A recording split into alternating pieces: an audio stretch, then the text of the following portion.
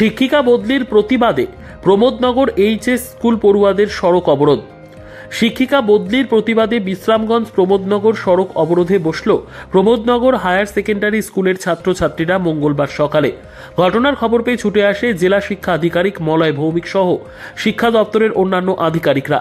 ছাত্রছাত্রীদের দাবি, এমনিতেই স্কুলের শিক্ষক স্বল্পতা, তার উপর স্কুলের ইংরেজি বিষয়ের শিক্ষিকা Mousumi Debbarma Pramodnagar higher secondary school থেকে অন্যত্র বদলি করে দিচ্ছে শিক্ষা দপ্তর।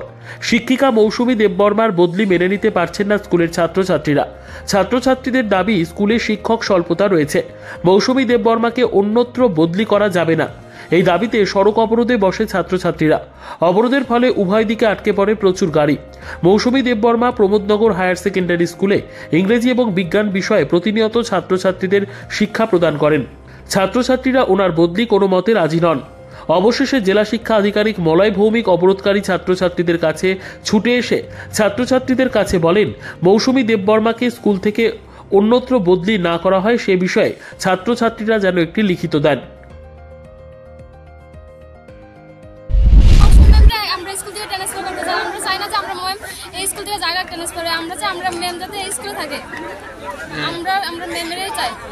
এটা কোন জায়গা? আমরা স্কুলে টিচার কম।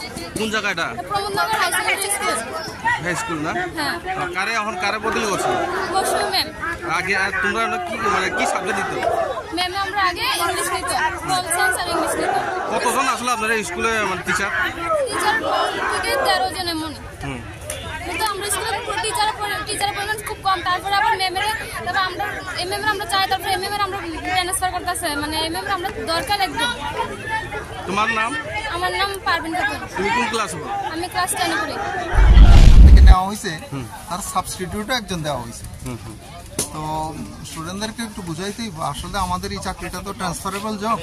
তো আজকে টিচার এখান থেকে বদলি দিব, কালকে আরেকজন আইব, তো সেই আর কি, সেই প্রসেস ওদেরকে একটু বোঝানো হয়েছে। আর ওদের যা দাবি দাবা সেটা লিখিত আকারে ওরা দিলে আমরা ডাইরেক্টরের কাছে প্রডিউস করব। এখন তো অফিস টাইমে স্যার, এখন তো রুট ব্লক করে রাখছে।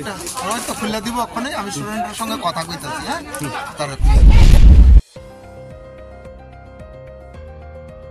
নিজস্ব প্রতিনিধির রিপোর্ট, দুরন্ত টিভি।